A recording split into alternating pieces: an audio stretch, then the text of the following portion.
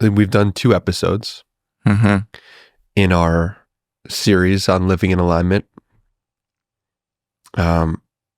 First episode was intro, get to know you for the audience to us. Second episode was a breathwork masterclass. And these kind of like just happened. It's not that we'd planned it out that way. And I think that's a beautiful thing. And third episode, what came through to introduce is we actually haven't said that we launched anything. So let's do that. Welcome, beautiful people, to alignmentacademy.co. You can check out our 7-week program. It's available online. And this is a program that we've created as a way to help get people deeper into alignment, their body, their mind, their soul. And it came about because it was a resource that we both wish we had when we were getting started on our path towards alignment. And we sit here today not as experts of alignment, but as 2 people who enjoy the feeling of life flowing. 2 people who are interested in becoming all they can be and having other people on the path with them doing that. And so we'll be teaching stuff in this cohort, 7 weeks of 2 online virtual classes a week, one that I'll teach, one that Nick will teach. And we'll have a WhatsApp group. We'll have curriculum that you can access, pre-recorded stuff, meditation course, breathwork course.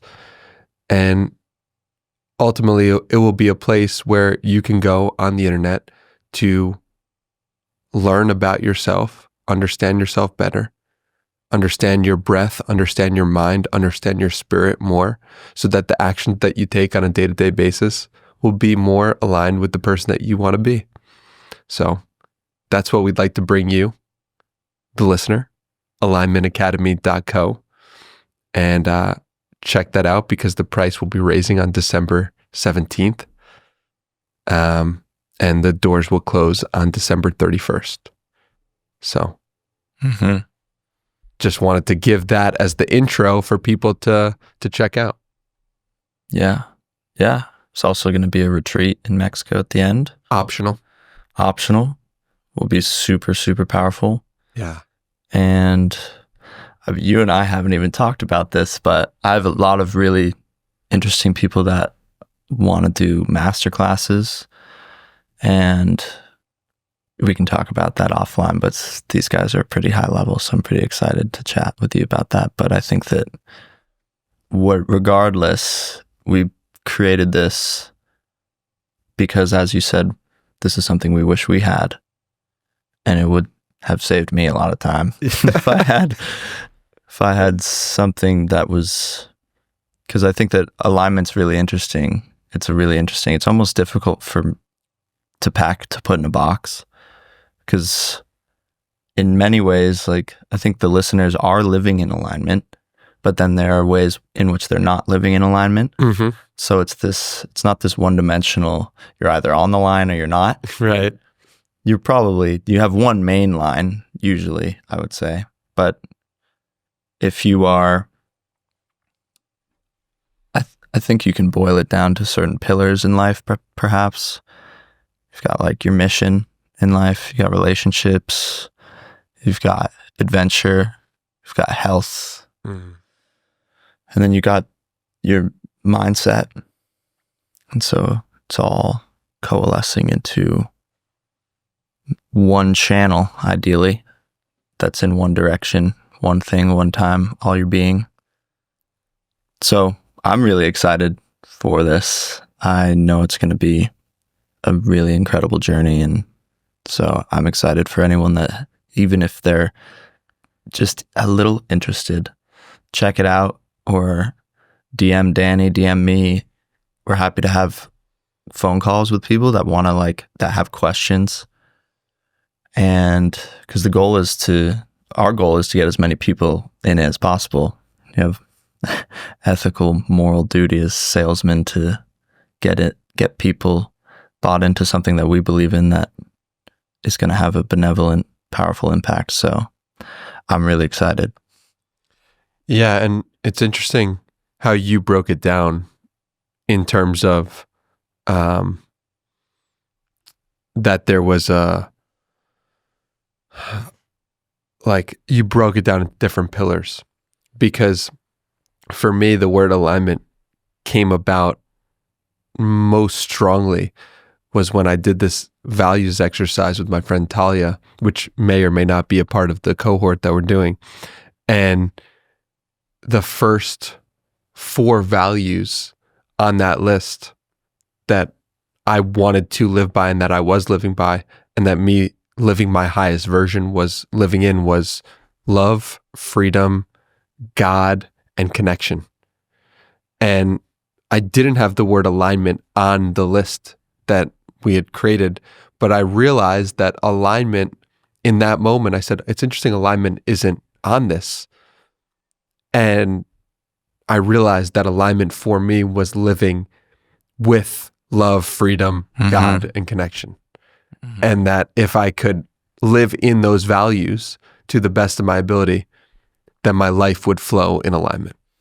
So I think that's where we're aiming. The living part is where what's part of living? Well, you have a mission in life, you have relationships in life, you have adventure, so we're coming at it, we're reverse engineering it from multiple different directions, it sounds like. Yeah, absolutely. So what's gone on in the last week for you since we've last recorded? Fill the people in. Yeah, I mean, I felt that towards the end of November, I was just living in survival mode, where I'm launching a breathwork course and I'm launching Alignment Academy and I'm running just, working with clients. And so coming into December, right before I came into December, spent a good Sunday, forced self-reflection, budgeting everything out in my life, auditing everything, and felt really good about, okay, now I'm aligned for December, for the last month of 2024. And I decided that a 40-hour fast was something I wanted to do. So I ended up doing that Sunday, Monday. And since then, I've felt incredible. It's kind of shocking because I was low energy, a bit foggy in the mind towards the end of November. And since the fast, I just have had more energy than I've ever had. I feel like I haven't needed as much food. I haven't needed as much sleep. Don't need to breathe as much. I truly have felt that maybe it increased my efficiency to the point where now I'm at a lower breaths per minute. I hit a new level of breathing efficiency. So maybe the goal maybe in life is moving towards being a breatharian and living off air, but that's just it's obviously a bit of a joke, but those stories are fascinating of people that breathe once a year or whatever. We can get into that, but the past week has been interesting because I'm a very big circadian guy. So I'm sunrise, sunset, dialed usually. And this week, through some really incredible conversations late into the night with people, I just ended up staying up really late and then actually just leaned into that. I'm actually going to see what it feels and looks like when I'm being productive at night. And not even being productive, but just exploring what that energy is. And so I've been staying up super late, not sleeping very much, but I literally haven't gotten tired this week. And I'm still at that. I'm waiting for the wave of fatigue to hit me, and it hasn't hit me. I haven't gotten tired in the afternoons. Usually I have a 3 p.m. bonk on the dot where I'm oh my God, I got a nap or go for a walk or do some breath work, meditate. hasn't happened this week. Interesting. So it's been an interesting week because the contrast between the last week of November to this week is stark. And it's been also a week of sort of giving myself more grace than I was at the end of November, where I was like, gotta do this, gotta do that, gotta be productive, gotta da da da. Mm-hmm. And I've just given myself the freedom to, like, you don't have to be productive all the time. And that's actually just made me fall into more productive habits. Yes. Anyways.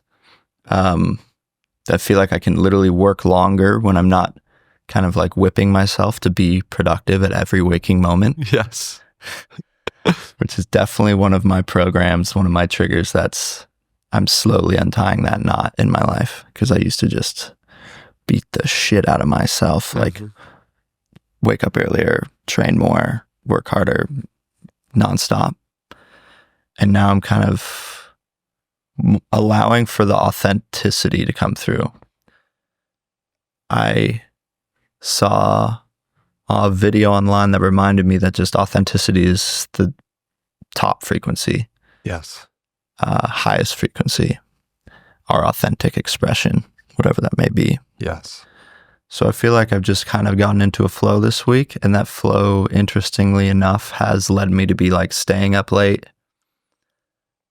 Came up with some incredible new types of breath work that I don't think anyone's ever come up with, that I'm like really, really stoked about. That's definitely got some hot air under my wings this week, some of the breath works that I've come up with. And I've been doing them, experimenting with them, kind of telling certain people in my life, try this out. So it's been an amazing week. It's been good. It's been fun. New breathworks dropping soon. What really interests me is this decision that you had in the beginning of the week to go on a 40-hour fast. Mm-hmm. Because you have the awareness of like something, I need to shift something. First you said, okay, I'm going to review everything and see what's going on, and I'm going to budget, and I'm going to understand the landscape. And then it was, okay, I'm going to do this 40-hour fast. How did you know that's what you needed? What were you intending to get out of it when you did it? And break down that process. Mm-hmm. I had it in my mind to do a fast for a couple of weeks, but had gotten into a rhythm of like working every day at the same time, waking up at the same time, eating at the same time. And it was still in my mind, like, if I accumulate a lot of information maybe in my life, which happened in November. November was like a 0 to 1, here we go type month. We didn't have a business on November 1st. It's pretty hilarious. So there's kind of three components. Like, there's the mind, body, and the spirit that all contributed to that decision making and contribute to all of the decisions we all make every day. So my body was feeling like more heavy than it normally was, just a little more heavy. And whenever I get to that point, I kind of feel like, oh, maybe my body's like still trying to process something. And I had a lot of like healing go on in November too, in addition to a lot of transforming type of stuff. And when that happens, I like to ground myself in like, where am I at? Really? What's real? And when I fast, it hones my instincts, hones my intellect, hones my intuition, because my body's not using energy to process anything. It's kind of a restart, hit the GPS to 0 and gives me that place of like, okay, this is where we're really at on an energetic level. And so meditating each day this week and meditating on the fast, especially meditating on the fast, I was focused on what's the energy here? What's the energy, and how am I relating to the energy, my consciousness relating to the energy, Shiva to Shakti or whatever, you know, you want to call it, but how am I relating to the energy? And when I sat with the energy, I felt like the dust kind of was settling. And so I was able to just kind of lean into that and allow for that to happen. And combine a fast with like some really hard workouts. I think I worked out 4 hours or so, pretty hard in 40 hours. And then sauna, ice bath 4 times each. And just was like letting the body handle the stress, but then meditating and letting the body integrate the expansion that really was happening over November. Because November was this big, expansive month. It's like new business, new ways of thinking, new levels of energy and intuition, and just the recognition that miracles are real. And a lot of crazy things happened in November for me that normally I would have written off as like, that's some woo-woo spiritual bubble wrap nonsense. Basically, you got introduced to my world. Yeah. Yep. And so for me, it's like I have to ground it all back to what's real, because otherwise I start to get this feeling of uncertainty and unsureness, and I want to be convicted and I want to have resolve in my decisions and actions. So yeah, I was curious about the intensity. You worked out, you said 4 hours a day during this 40-hour fast. Mm-hmm. And is that something you would recommend to people who are just fasting 40-hour fast for the first time? Is because I've never fasted for 40 hours. If you were to give me advice and then you would give people advice, would that be different? I mean, would your none of this is medical advice. But that's a really good question, because I actually think that working out for people on a fast is a really beneficial thing to do, because you are speeding up neural autophagy, which is like sort of this cleanup of neurons, cleanup of cells in the brain that have been discarded, that maybe aren't operating at the highest efficiency, because our cells are always dividing. And we could go down the rabbit hole, but I won't go down the rabbit hole today. Too deep. But for the fast, like the fast is supposed to be intense for me. I like it to be intense because I want it to be really difficult. And I think that the hunger in particular really allows me to like see through things and see what's real. Where am I not in alignment? Where am I in alignment?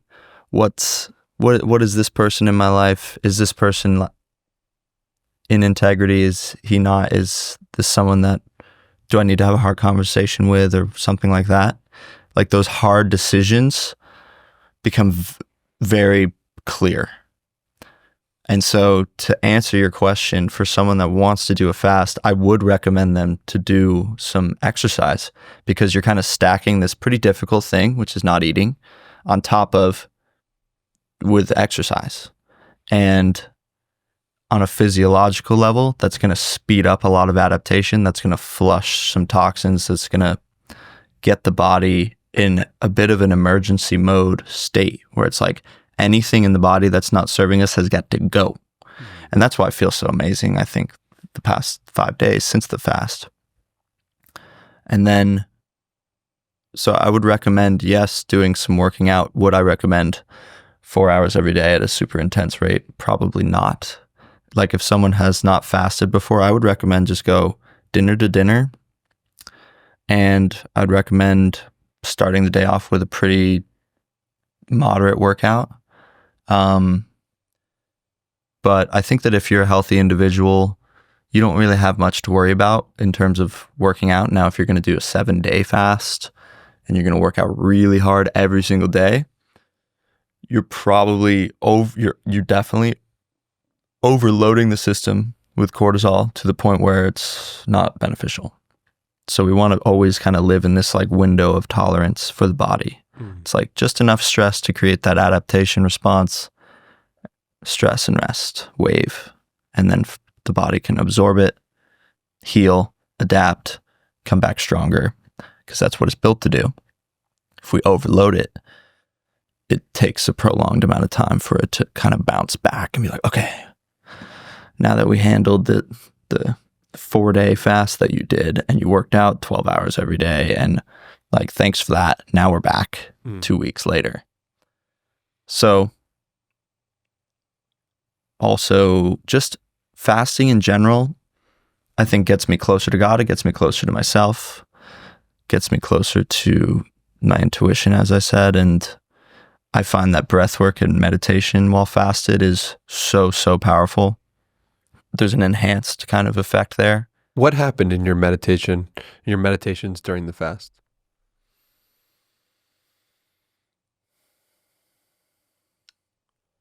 I would say that in this particular fast, it wasn't anything super profound or crazy this time. But I have had some like God experiences in prior fasts and meditations. But this week it was more kind of clearing the mental inbox and clearing any distortions that I had and letting go of what was no longer serving me. And I think that a big thing that I did, Sunday, it's like I budgeted out my life and I figured out, okay, where am I at in a material world sense and then on an energetic sense. And between those two buckets, there are things that were not in alignment or negative, you could say, or just not, my perspective was a little off on them. One of those things was like money. One of those things was my relationship to women.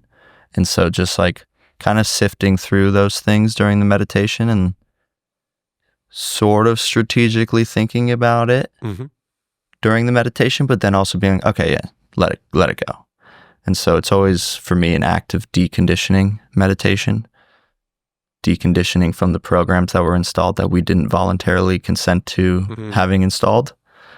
And when you meditate, it's kind of like high intensity interval training for the brain. And you're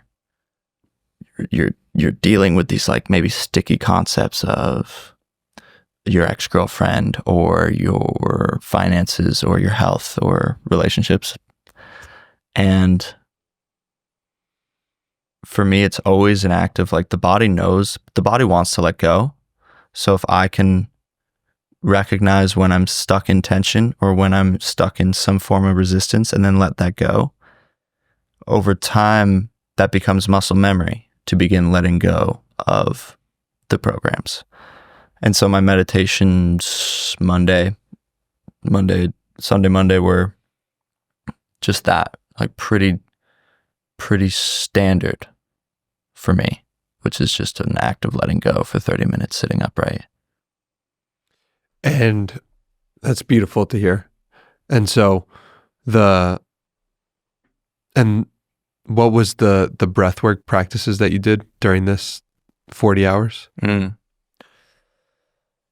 The breathwork practices were the standard vortex method. So about 30 to 50 activation breaths, exhale, hold, inhale once, exhale, hold again. Then 30 to 50 coherence breaths, which are 6 seconds in, 6 seconds out, a vortex breath into the meditation. But I was also doing some pretty intense breath work in the ice bath, where I'm kind of doing some intentional hyperventilation in the ice bath. I was kind of experimenting. So one ice bath, I breathed pretty hard in the ice bath. And Bro, in the last episode, you told us that you woke up in the other side. None of this is medical advice. You woke up on the other side of the road, and I was talking to my mom after, and she was like, "You think you went a little too hard with the breath work?" I was like, "Wow, I mean, he's serious about it. I'm alive. Yeah, I'm alive." But you just don't care. I do care about my life. You're a breathwork cowboy. I am a little bit. It's a little cavalier, but I also have gone to that edge. So I know that I know where I'm at. Sure. So if I'm not doing anything that I wouldn't do alone in an ice bath, and I have that confidence in my body and in myself, I trust my body to not like shut off and then I drown. I could easily do it, you know, if I made the wrong choice in the moment. But that's where that like control and trust in yourself and conviction in yourself and what you're doing, and like the unconscious becoming conscious through the breath comes into play. So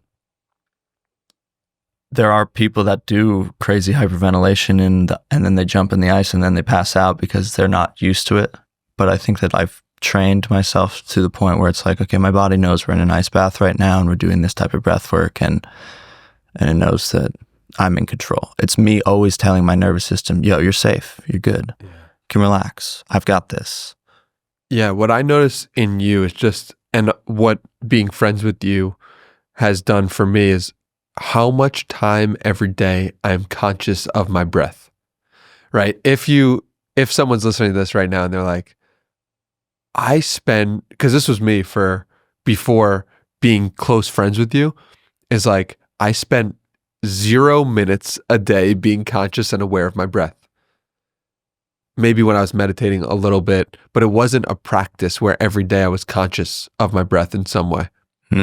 What an amazing thing to just add to your toolkit, is to just become conscious of your breath. And I would imagine that one's life increases in level of fulfillment to the amount of seconds, minutes, or hours they're conscious of their breath. That's my hypothesis. Mm-hmm. What do you think of that?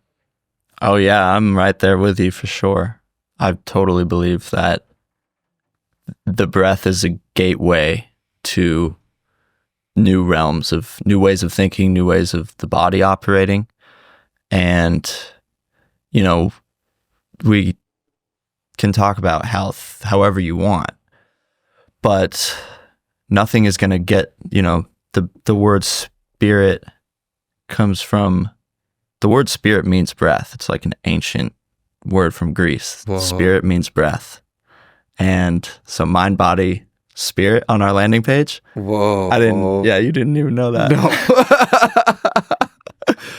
But if we're talking about just health here, then a listener could be conscious of their breath right now while they're listening, and maybe they're on a walk, but they're able to listen and be conscious of their breath at the same time. And it's such a powerful way to remain present, to remain on the line. You're on a line. And to me, it means alignment. So I love to visualize my breath as a circle. That's just one line, kind of, you know, in my mind, or you can visualize the circle of your biofield, and you are on one line of that biofield. You're on one timeline. We can go really deep into all that stuff, but that's a code. It's like a complex set of information that acts like a code back to presence, back to this moment where you can just be, I'm fully embodied and conscious at the same time. And a listener could be feeling their feet right now while they're walking. They could be feeling their hands while they're listening and breathing. Gentle smile. Peripheral vision, if you're out for a walk right now, see the whole field all at once, see the whole computer screen all at once, and just release the tension from the body. And there's nothing more powerful. You can talk about all the supplements and all the circadian and the sleep and the It's like, how many breaths are you taking in 24 hours will dictate how long you live. And the less breaths you take, the better. The less breaths you take, the better, the healthier you are, for one, but also the more centered you are, the more present you are, more focused you can be. And I love thinking about them as codes. Like, what are the codes you are installing in your program that are going to lead to the greatest outcomes? And so the vortex method is one code you can use. Meditation is one code you can use. I was in the airport with my friends Talia and Max, and I was looking at this TSA woman, agent, this airport employee, and I just said to myself in my brain, this is a soul in a human body.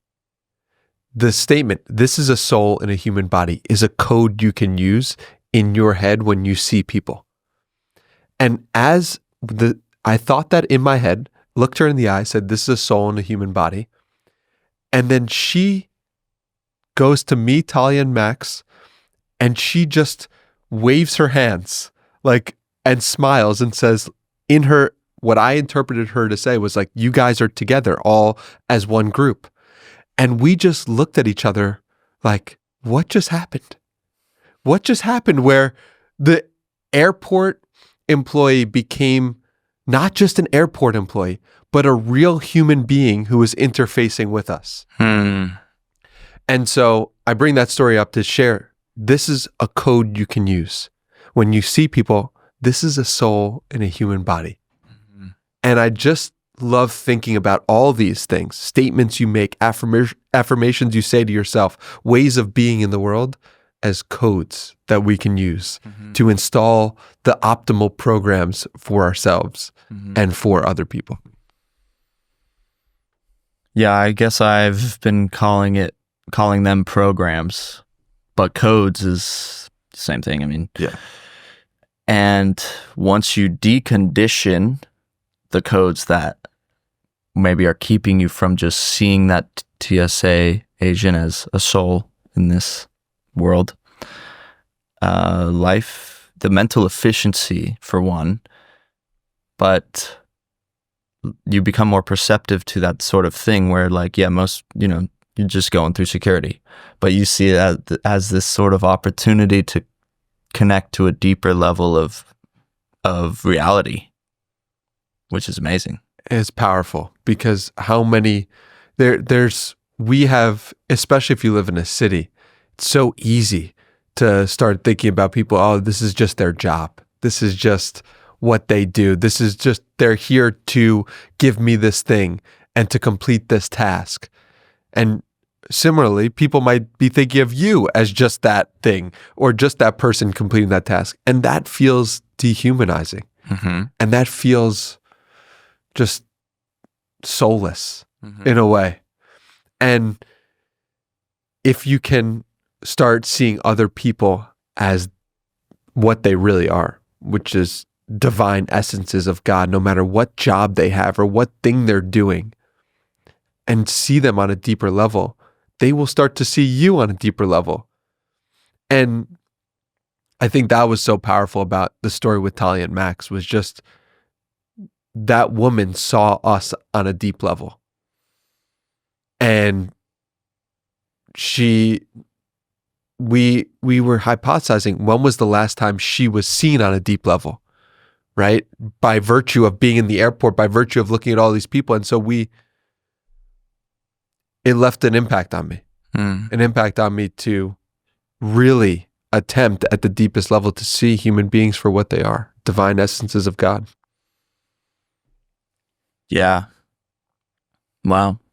I remember in college, I don't know where I picked up this information exactly, but I started seeing people as me and registering other people as me. Yes.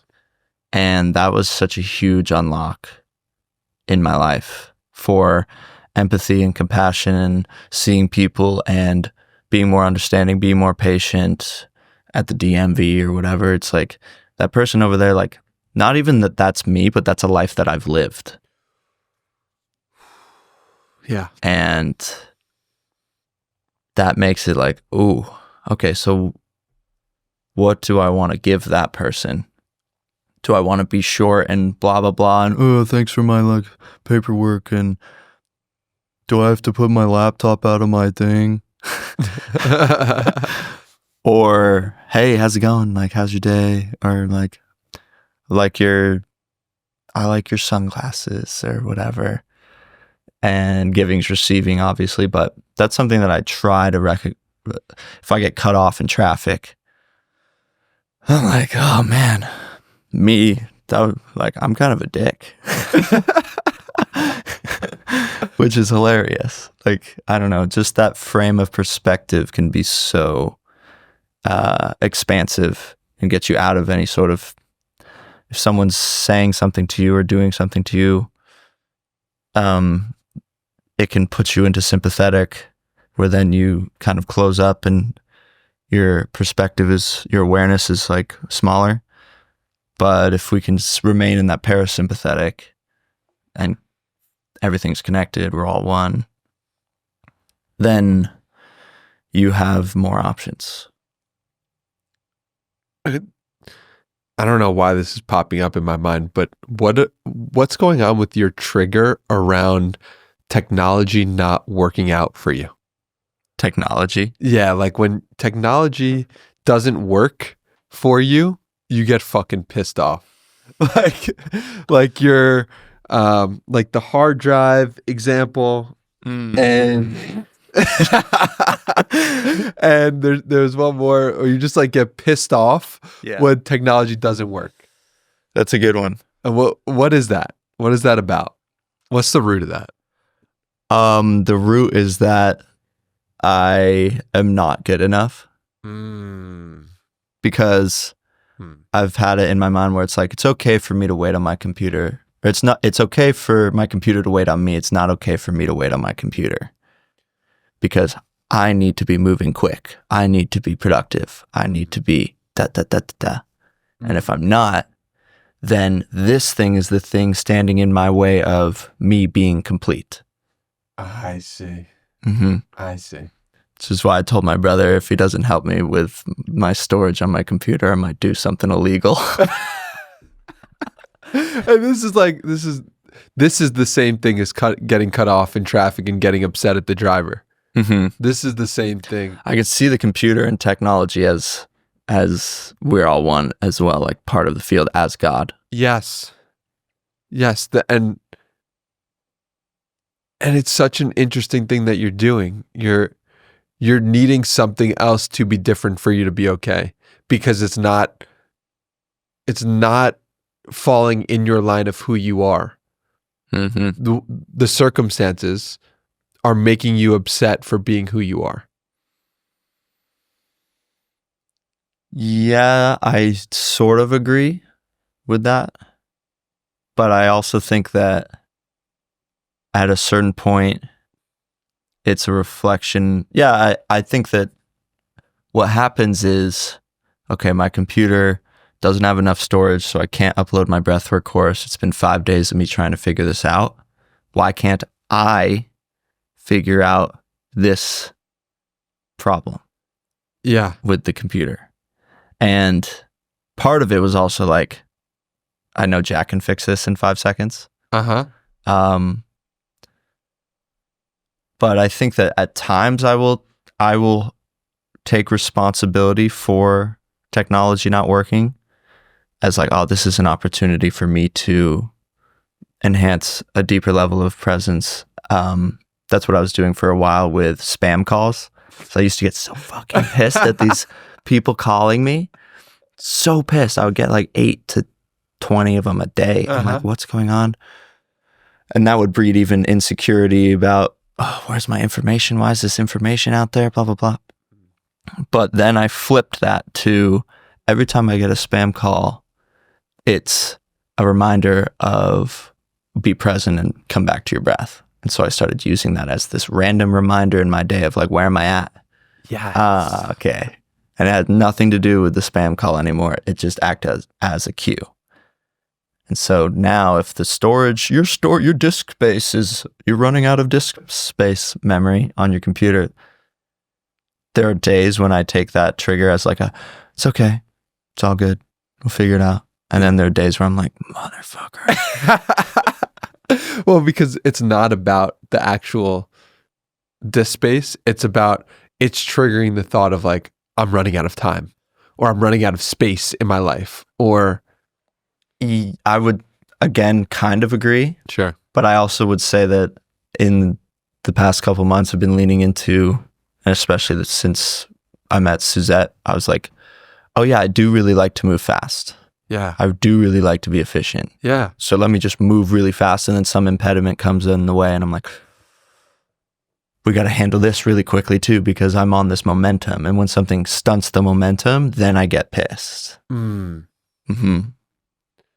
Yeah, and I'm wondering what's the something is always going to stunt our momentum.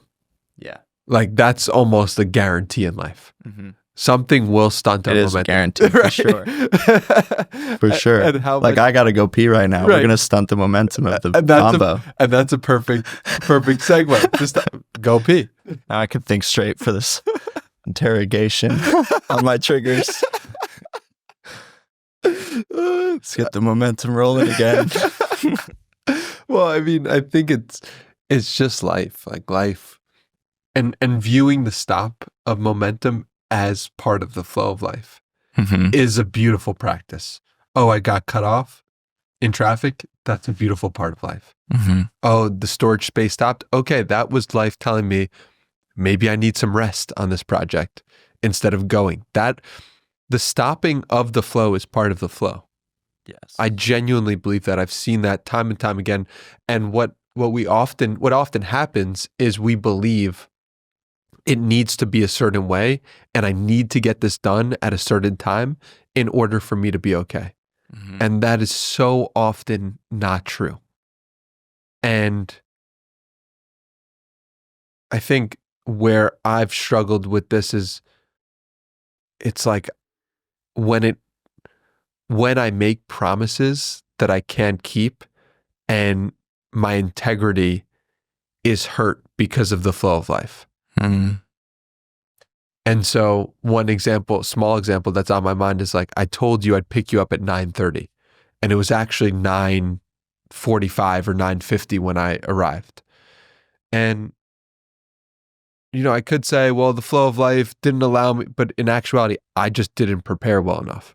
And I was out of integrity in that small way. And I think, just an interesting thing, like when the flow of life is actually stopping you versus when you Mm-hmm. actually can do the thing that you said you were going to do at that time, and you didn't take the appropriate, you didn't make the appropriate provisions beforehand in order to make that happen. So, Yep. how does that land with you, or how do you think about that? It lands, and I would say that it oftentimes is that gray area where you're driving to meet me, and then you get stuck behind a slow car, and you're going to be even more late than you were beforehand. Right. But in this case, that's not what happened. I could create that story, Right. but that would not be true. I actually left at 9:27, took a shower, and just got time. I wasn't thinking about time, which means I wasn't thinking about you and your schedule when I told you. It's okay, bro.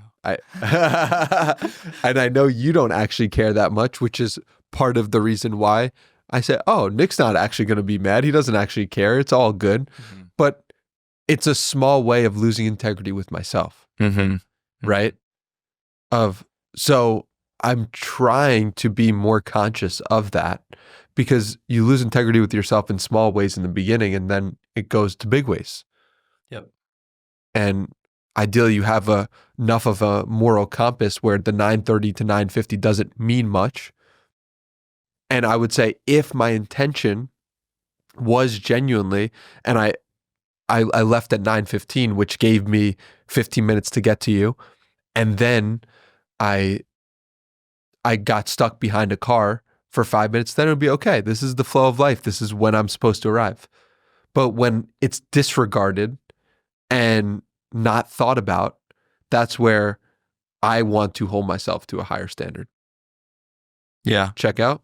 Yeah. My point was more that it's usually the mixture of when that happens and then you get when you're already going to be late and then you end up being more late because of traffic, how do you deal with that? Because for me, it's like, oh, this person that's driving really slow in front of me is actually potentially saving my life, because now I'm in a flow where I'm gonna, maybe this car in front of me is a savior from me getting in a car accident because I'm slowing down because I'm late right now, and I would have maybe. So that's how I see that scenario playing out. But I also would say that, yeah, I mean, the promises you make to yourself are the most important promises of all. What's interesting is then when you start making promises to other people, like you and I are now working together. And so I think that part of me trying to get the breathwork course done is also to hold up my end of this ambiguous bargain so that things keep flowing. I don't want to be the hindrance to the unit. Yeah. This came up in our FaceTime last week, which was so great. Of you were feeling like I was more on top of my stuff. Is that right? What was the... I think it was more that I didn't have my stuff. I wasn't on top of my stuff. And It was creating an insecurity of like, I should be on top of my stuff for Danny, because I want to live in that level of integrity where I'm taking responsibility for my end and my timeline too. Because part of it was also, I said the breathwork course was going to be done, and it's not done. Right. And this is the thing about the timelines, is it is important in life to have timelines, and we are starting our cohort on January 1st, and we're running it for 7 weeks.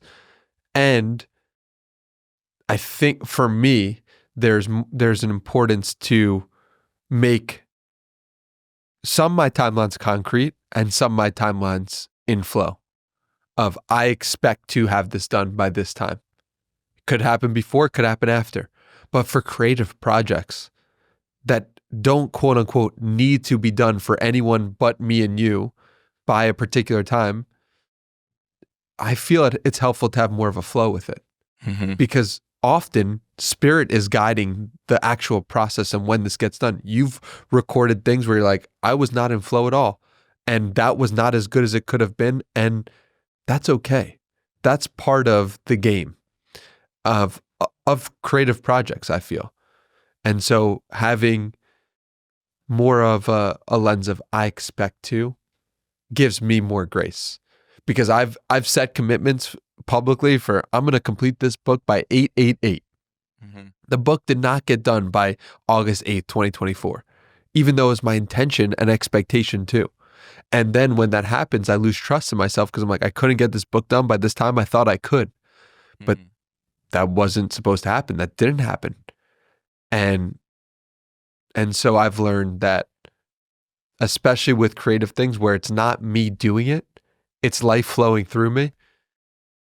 And it is helpful to have more of expectations, or more helpful to have guidelines and guideposts instead of firm deadlines. I agree fully. And I also will say that a lot of things are creative pursuits, and I think that gives people life. I also think that perhaps people listening are given a pursuit or a thing to do that's, maybe it's sort of creative, maybe it's sort of fulfilling, maybe it's sort of like gives them life, but the company's like, it needs to be done by this time. Right. And so then, well, what happens when then your computer, shuts off and you have to have it done by this time, and then technology is messing you up, or then the traffic is messing you up on your way to work or something like that. And it's not about you as much. It's about like the expectations that were placed on you that are a reflection of you now. Right. And how much can you let go in that moment to the expectation of other people, of the company, of the assignment, when you actually can't get it done and you did everything in your power too. So, okay, now what? I mean, I always say that self-belief starts at the bottom, and it starts with one initial decision. where you start at 0 and then you make the decision, I do love myself. Now we're at 0.000001, and then belief is cultivated by making that decision every single day. Right. And making that decision not only every single day, but doing the thing you said you were going to do, when you were going to do it, how you were going to do it. And then I think that's the momentum that I love. That's the streak. That's the only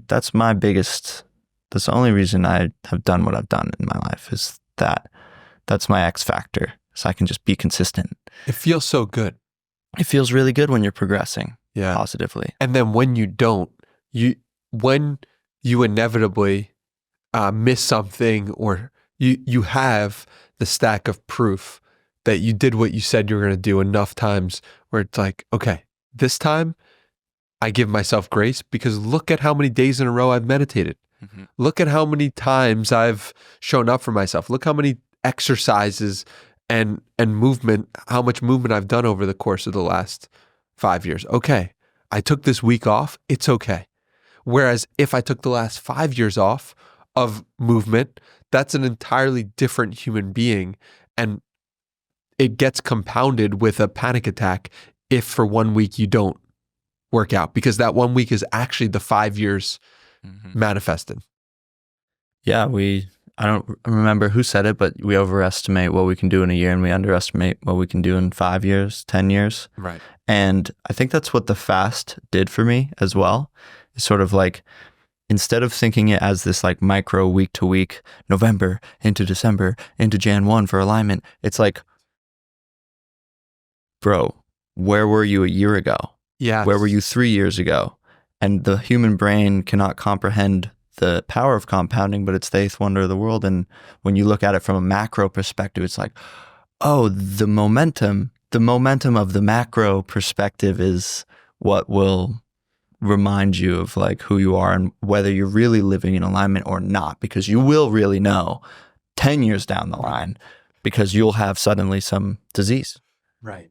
I'm so happy you brought that up, because I was telling you in the car right here how yesterday I had a challenging day of a lot of questioning and a lot of understanding and just things that I'm not really ready to talk about right now, but just it didn't make sense to me how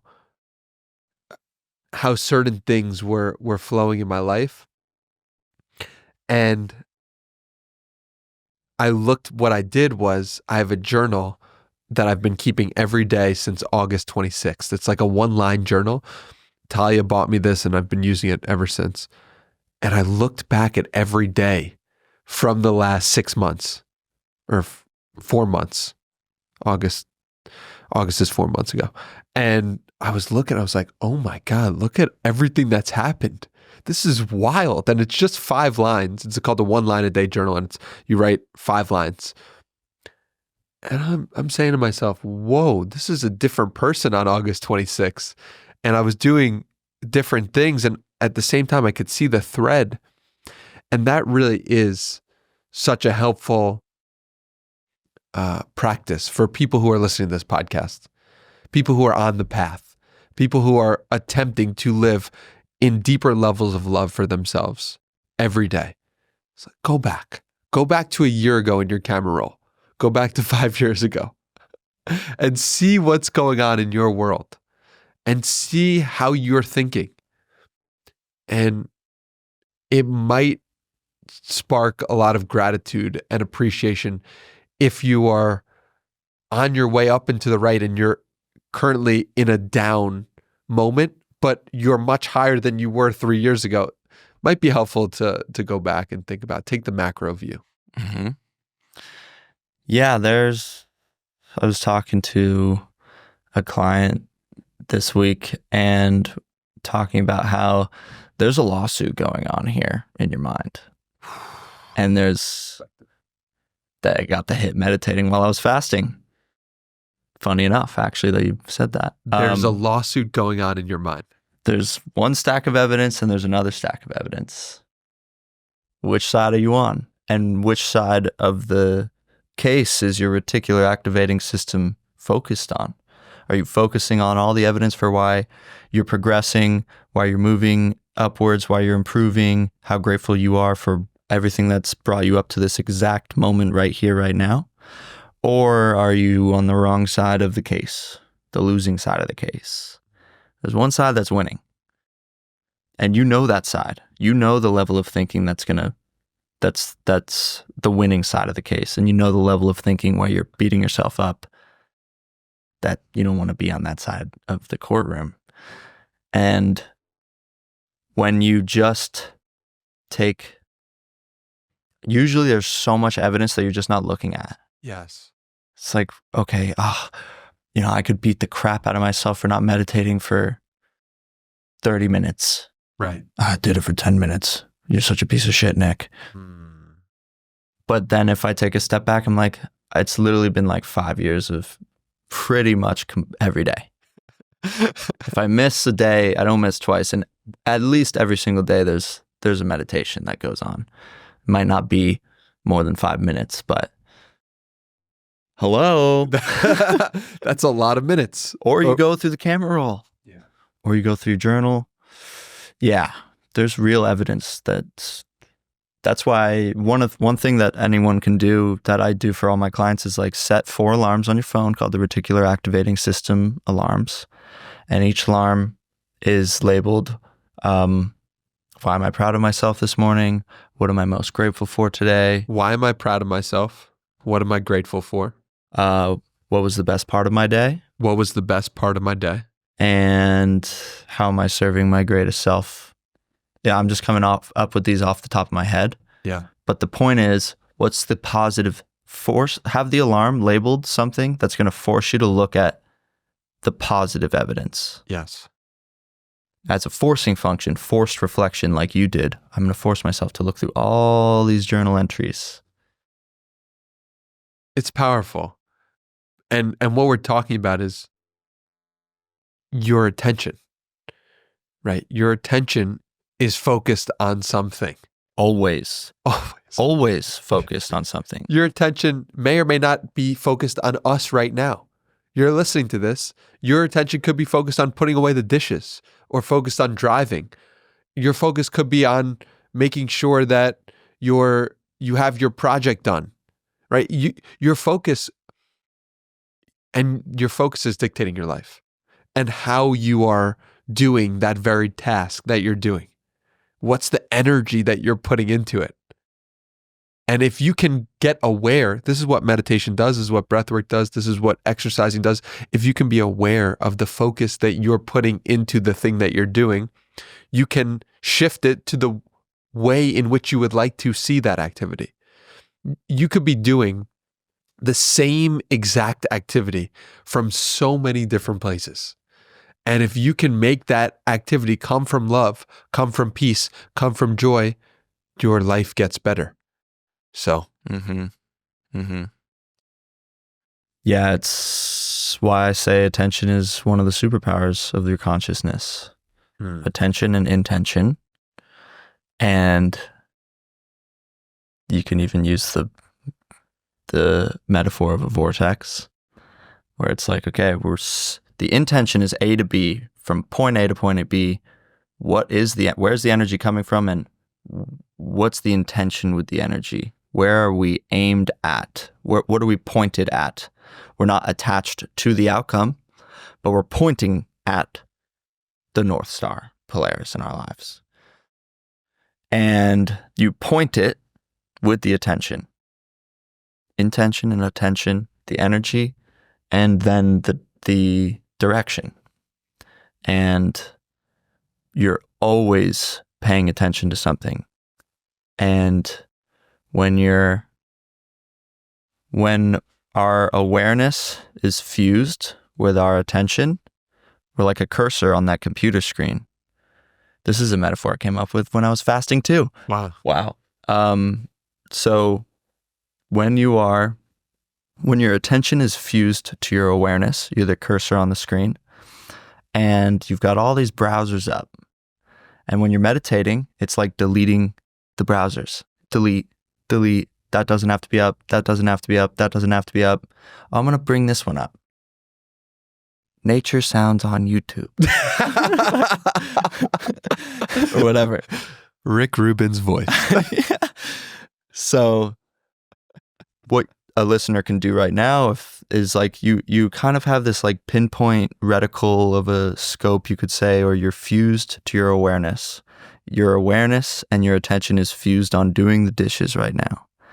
But if you unfuse your awareness from your attention and you look at the entire field all at once, you look at everything all at once, see the whole field, then that gives you a second to have a more expansive perspective on wherever you're at. And usually what comes into that space of expansion is gratitude and love. It's like, what's love's perspective on this moment right now? I'm expanded, open, parasympathetic, Sunday morning. So grateful to just be chilling here, listening to Nick and Danny talk shit while I'm doing the dishes. Versus maybe someone, you're doing the dishes and you're listening to Nick and Danny, you're like, fuck these guys. My life is like, da-da-da-da, like this person said that. And that is off. You're fused. You're the cursor on the screen and you're scrolling a browser that is not a positive site. It's not a good website to be on. You're scrolling one that's like negative. You delete that one.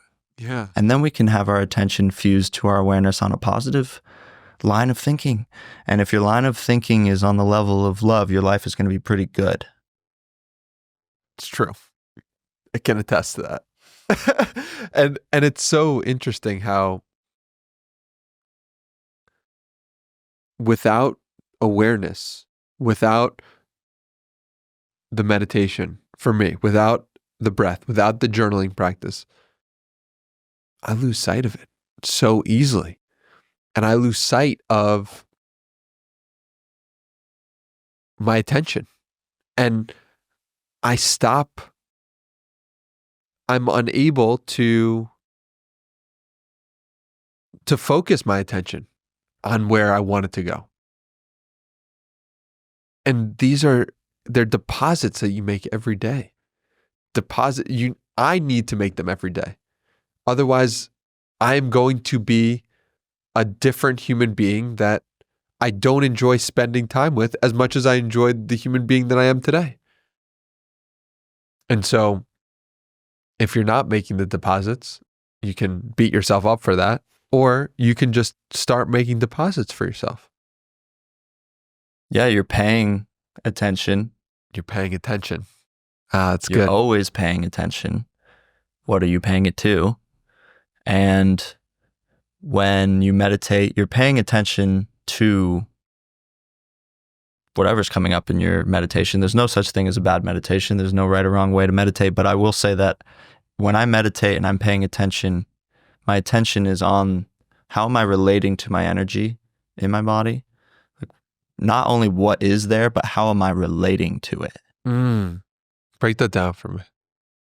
So I could be feeling really bad in a meditation and I could be relating to it in a state of resistance. Like, oh, like, I really don't want to feel this way. I'm so sick of feeling sad. I'm so sick of like, da, da, da, da, da, like. Yes. Or another thing that happened to me when I was meditating on the fast was I woke up, meditated, and I recognized I was feeling the energy and I was in that state of like resistance where I didn't feel good. And then I just allowed myself to drop the burden and drop the resistance. And I had this wave of awareness come over me of like, you are really, really hurt. And you are living with this broken pain inside of you, and you aren't putting your attention on it. All the time. You've been sort of, it turned into this meditation where it was a recognition of like, you're really, really hurt, and you just need to kind of be reminded of that, and that is okay, and that you've been doing an amazing job of handling it, but it's also just the recognition, my relation to the energy, the recognition, you are still really, really hurt in your life. Yes. And you're coming from such a powerful place when you do that. And this is also what I'm so grateful you touched on, because it's not just about coming from love, joy, and peace. It's in order to really be in that state, you need to look at the places you're hurt. You benefit from looking at the darkness and the shadow and the part of yourself you don't want to look at, because with your attention on that is actually how it will heal. Mm-hmm. That is actually how it will grow into a place where you're comfortable with. If you don't look at it and you shove it away in a closet and you just focus on love, well, now you're going to be living in love, but it's not going to be as embodied, because people will be able to feel your hurt. And the hurt is something you haven't looked at. And so if you look at it, that might be painful, but it might be a greater acceptance of who you are and the truth that you are living with. Mm-hmm. So I'm so happy you mentioned that. Yeah. And energy flows where attention goes. And that's where faith comes in to the picture of this energy is helping. This energy is healing. My consciousness, placing my attention on my heart, for example, I have faith that that energy is going there. And that's why when you do the vortex method and you place your attention on the left side of the brain, you feel the left side of the brain. You feel that sensation, bodily sensations, which is why a lot of my coaching is all about, I don't care what your thoughts are. It's not about your thoughts. Have a divine disinterest in the thoughts. It's about beliefs and bodily sensations and senses, sensations, and beliefs. Because we could have this thought of like, oh, I'm so pissed that I can't upload this breathwork course. It's like, no, what's the root cause here? Right. What's the deeper truth? Which is why I just short-circuited your question Right. earlier. I was like, yeah, I'm not good enough, man.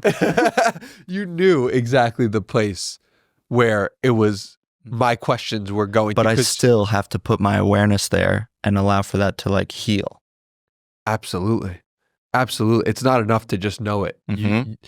And knowing it is the first step towards healing it. Often, from my perspective, making the beliefs conscious where they were subconscious or running your life, Mm-hmm. to me has been helpful in my own journey of, oh, I see what I'm doing when I'm doing this action. I'm actually living in this belief.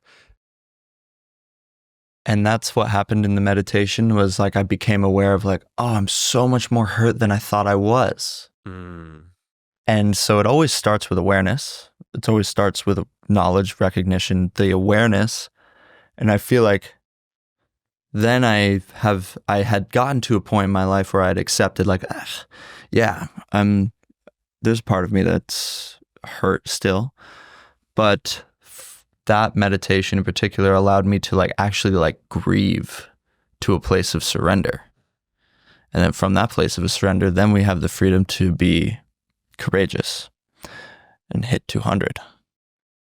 Well, and this is, it's so interesting you use that word, because to me, this is what actual strength looks like. This is what actual courage as a man looks like, as a woman as well.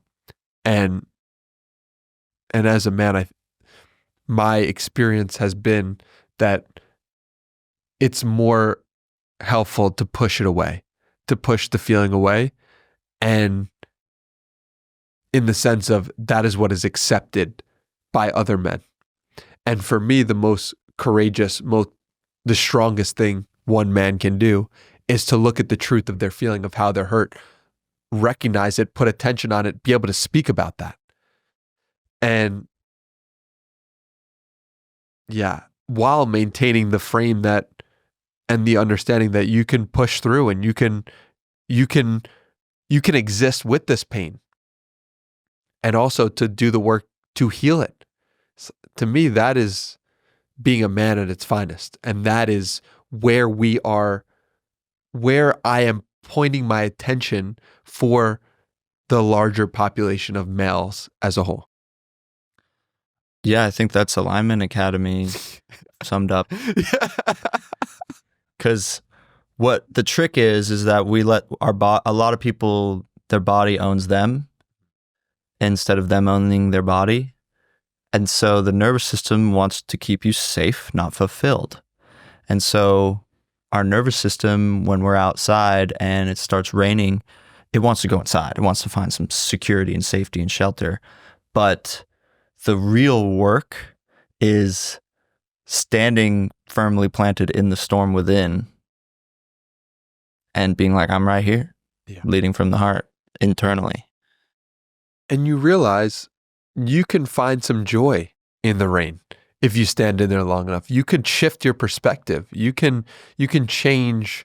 And this goes to something that I told one of my clients this week as well, which is you can get good at having an outside stimulus tell you what you quote unquote should be feeling and deciding differently.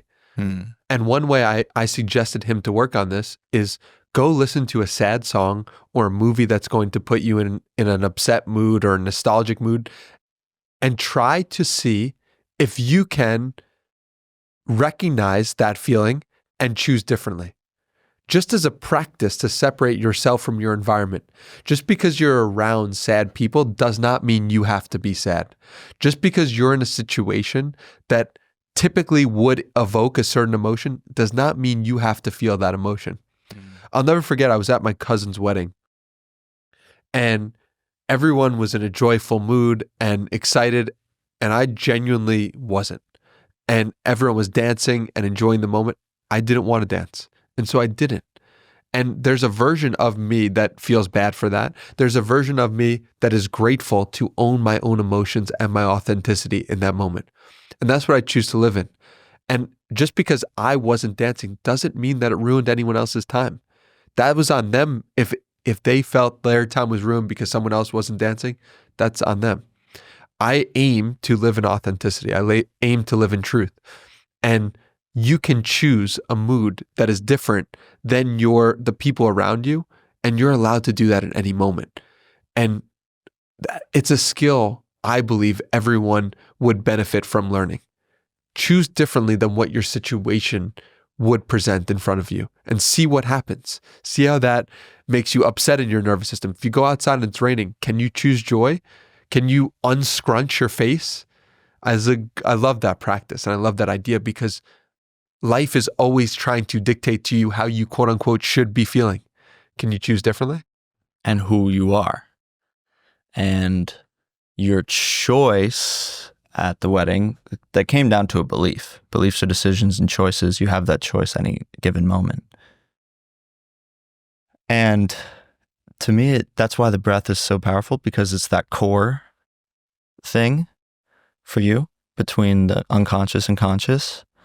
And so often it's a matter of remembering and recognizing what we're talking about right now is like, how do you relate to your environment? How do you relate to your setting? How do you relate to the energy in your body? When you feel really sad, how do you relate to it? It's like, okay, yeah, I can recognize that I'm really sad, or I can recognize that I'm not having fun at this wedding, but what's the belief underneath? That's what does it mean about me? And who am I? And being able to stand on your own authority in that moment. And I think that's what Alignment Academy is all about, is like, we're not going to try to build you into something.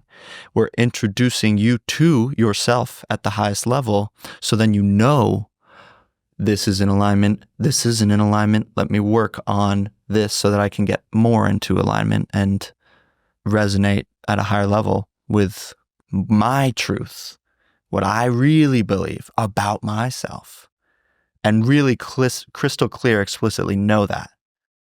In that moment of like, no, I'm not going to do that thing. Or I'm not going to say that thing to that person. That's not resonant. Yes. And this is why I do the work. This is why it's important, because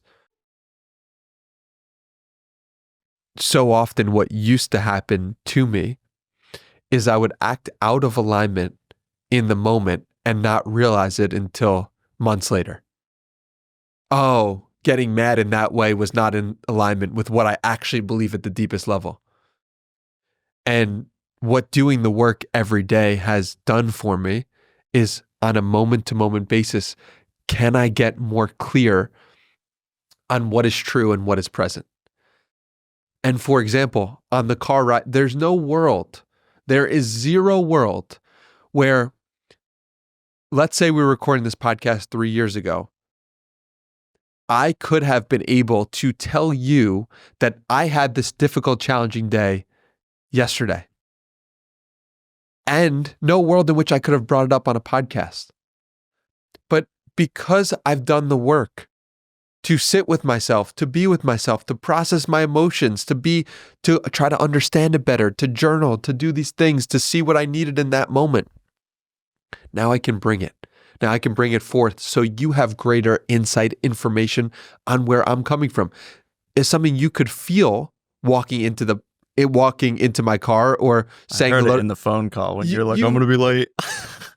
It's like you become attuned to your own energy so clearly, and then you get attuned to other people's energy so clearly where we can pick up on someone's day before they have said a full sentence. And that's an amazing, amazing skill that requires you to expand the space that you have within yourself. And because you can see it so clearly, you could see it clearly in yourself, which allows you to own it. It's like I'm not trying to hide anything. I'm not trying to hide my mood. I'm not trying to hide where I'm coming from, which gives us more information, which allows us to process it faster and to come from a different place. So if I were to hide that information, you could be like, what's going on with Danny? Is he not as into this partnership anymore? Is this something about me? Did I do something wrong? Any number of thoughts could have crossed your mind. And because I'm open, it allows greater trust.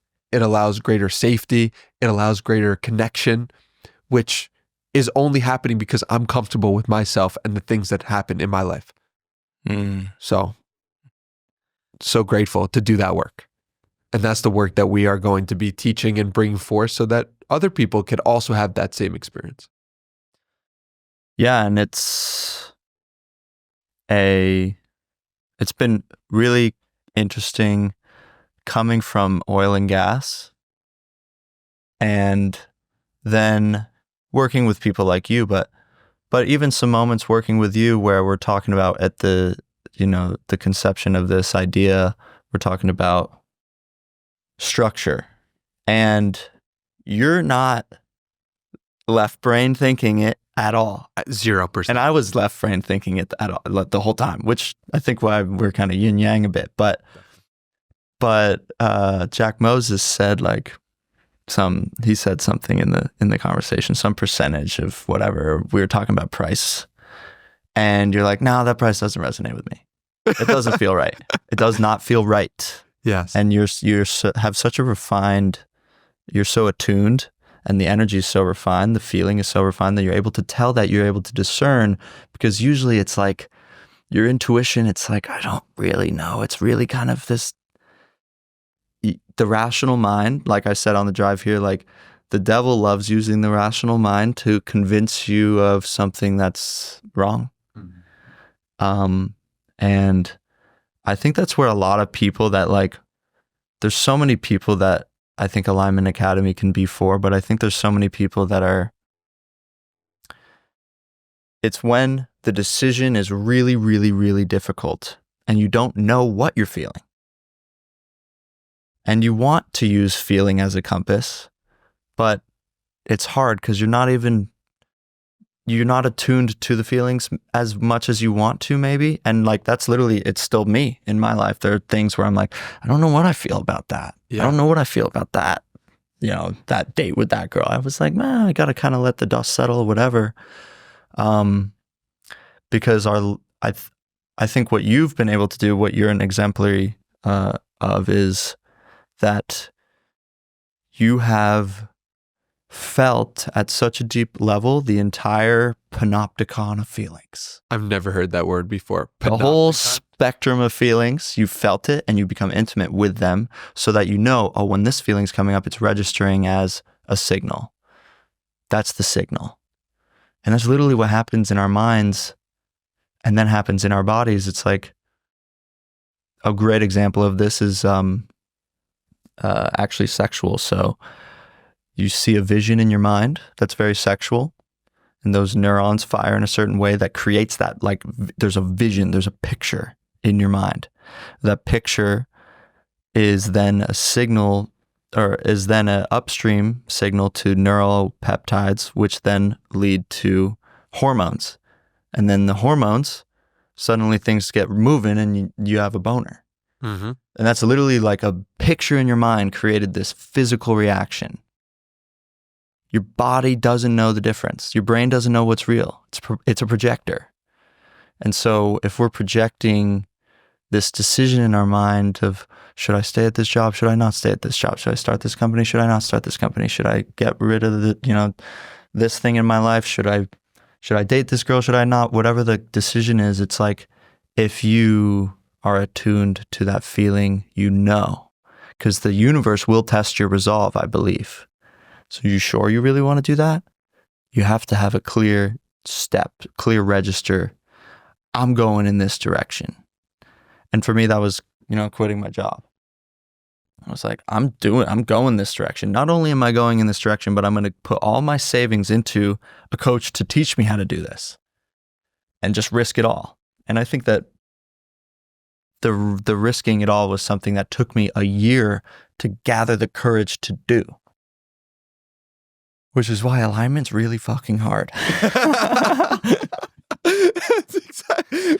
Because you're dealing with thoughts and feelings and the material world. Mm-hmm. And you're also trying to understand who you are, what you really want. It's like, I kind of need more information. I'm exercising tactical patience. That's what I was doing. And it's like, well, when it gets really fucking hard, there's part of me that just wants to be like, I just want to go to a fucking cave and not worry about any of this fucking shit and just be gone. Mm-hmm. There's part of me that just wants to be like, enough. That's a signal, though. Yes. That's you running. That's right. That's exactly right. That's me running. And that's the system telling me, oh, things are happening. You are evolving. You are expanding. There's something happening that is forcing some resistance inside of you that makes you want to run. Yeah. And that's such a beautiful thing to recognize, because the answer is not, I look at things that are going to strengthen me, right? I'm moving in direction of spirit strengthening me, of God strengthening me, of breath strengthening me, of life strengthening me.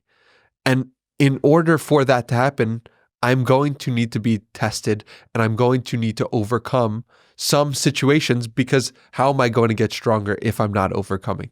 And often in the world that I'm living in, the situations are emotional, mental, spiritual, and they're deep situations that are coming at my perception of myself and what I can and cannot do and what I can and cannot say. And there's part of me that is, I want to run. And there's part of me that knows if I handle this situation, I'm going to grow. And I've seen enough examples of the growth that it makes me want to choose that more and more. And I think if you can tie the situation of you going back and forth and a year to figure out your job, and you can see, okay, I chose to do that.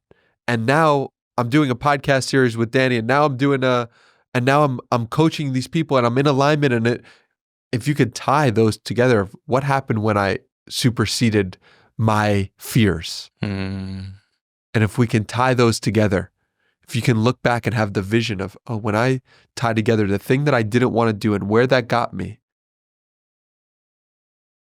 it can lean us more towards doing and having the difficult conversation with ourselves and then with another. Yeah, that's the intuitive anchor points, I call them. It's like those moments in your life where you did something and something happened. Yes. And anchor yourself in that moment, in that what it felt like. anchor, what does this feel like right now? And then what happens? And then what does this feel like right now? And then what happens? And so like last year, for example, I was seeing a girl, incredible girl, beautiful, like literally nothing wrong with her whatsoever. But for some reason, my intuition was like, no. And I was like, what the fuck? Yeah. Really? And I toiled with that for a couple of weeks. I was like, are you serious? Like, I'm not, what is this feeling? And it was so difficult and so hard for me to have the hard conversation with her. But I made a real intention to be like, what does this feel like right now? Yes. And then let me go. Okay, I gotta go, let you go.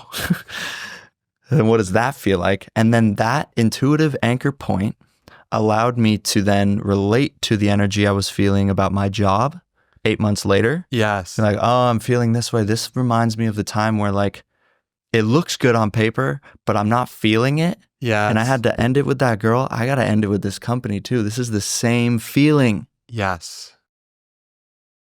And you see it happens in multiple areas of your life. Yeah, and it's all intertwined, and it's just usually, yeah. And I would encourage anyone listening, like, what are the thoughts that keep kind of banging back into your head, and you kind of resist them, and then they come and bang back into your head.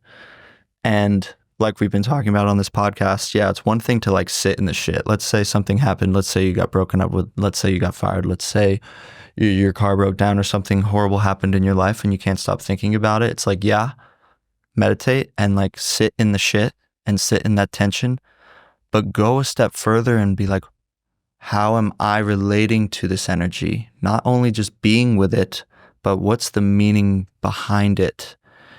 And that took me, you know, if I had that code 2 years ago, who knows what my life would be like right now. Yeah, but you couldn't have No. that code 2 years ago. You were not ready. Yeah. And that's another thing to sit with is like, we always wish we had it sooner. We always wish we knew the code sooner. We are sitting at 29 and 27 years old right now, wishing we had some codes that 5 years ago that we don't have right now. Like we'll be 35 and be like, oh, at 29 and 27, I wish we knew this. It's like, we don't. And that's okay. That's part of the process and unfoldment as well. And so I think some codes just have to be earned. Yeah. You know? Yeah. You could hear so many people, like information's so cheap. Yeah. I encourage anyone, like, stop listening to so many podcasts. Yeah. Stop giving your power away. Yeah. Because the power is, what is this person, how am I resonating with this person? And just the feeling of it. And you have to learn it. And that's why, you know, I coach a lot of pro athletes with injuries and it feels like the world's crashing down. Their life is over. Sponsors, blah, blah, blah. I'm like, bro, this is the greatest thing to ever happen to you. Yeah. This is an opportunity for you to capitalize in it. You just don't see that right now. But that's fine. It's a matter of how do you relate to this situation, not so much what the situation is. Yeah, we can get run over by the situation and we can do our best to accept that we just got run over by a situation. But then what? Yes. And on the point of turn off the podcast, and I've always said this, like, turn off the podcast and listen to yourself. If you find people who you are enthralled by and who resonate with you at a deep level, turn them on. Turn them on all the way. You know, just to give the opposite point of view, there are people who come into my awareness who I just go so deep on for a month, 2 months, 3 months, and live in their world and just soak up all their codes. For examples of that are, you know, David Hawkins and Wayne Dyer in my own life. I'm reading this guy, David Elliott. He came up a couple different times from a couple different people. And I was saying to myself, I really like this guy's energy. I really like what he's about. I'm going to dive deeper into him. He resonates with me in this moment in time. He might not resonate with me to this level 5 months from now or 5 years from now. And he definitely could not have resonated with me 5 years ago. Mm-hmm. And now I'm reading it and I'm like, yes, this is exactly what I need for whatever reason. And so I feel it's important to follow that feeling. I've found so much enjoyment in following that feeling of this person, this mentor, this friend really resonates with me. And so how can I download their codes and how can I live in their world and live in their shoes to see life through their perspective? That's really valuable as well. Yeah. There's a reason that Wayne Dyer's resonating with you in August of 2024. And I will say that when I tell people to stop listening to podcasts, it's like because I spent a couple years escaping my thoughts into podcasts. Yes. Wake up, press play, like I don't even meditate. Yes. That. Where is it coming from? Yeah. Is an important thing to ask. Is this coming from I'm avoiding some thought, or is this coming from I'm running towards a future that I genuinely love? And you listen to this podcast right now and you're like, I love this future for myself that Danny and Nick are painting for me in some way. It could be, or are you running from the actual life that you know you should be living or that is in alignment with you? And so you're listening to this podcast, like we were talking about at the start of this, you could be doing the same activity from two different places, and it's important to be aware of where this activity is coming from. Mm-hmm. Yeah, I love where is the energy coming from and the desire to expand your consciousness into new frontiers. I also encourage people, like, you have all the information you could possibly need to be a millionaire or make the call with your relationship or something. You know, you have the information already. Information's cheap. But then it's really valuable when it's resonating and you're soaking it up and it's coming from the right place. And I know that I've done both sides of those coins where someday I'm like, I just don't want to think today. I'm going to press play. And then you can still have both where I press play and I'm like, wow, I'm really resonating with this and picking it all up and whoa. So again, it's knowing that place that you're at. Tantra, for example, starts with where are you at? Where are you at right now? Mm-hmm. Just where are you at right now? That's what's real. Where are you at right now is what is real. That's a really important concept. Mm-hmm. Where you're at right now is what is real. And that's what meditation does. That's what breathwork does. It gets you closer to where you are actually at. Alignment starts with where you're at.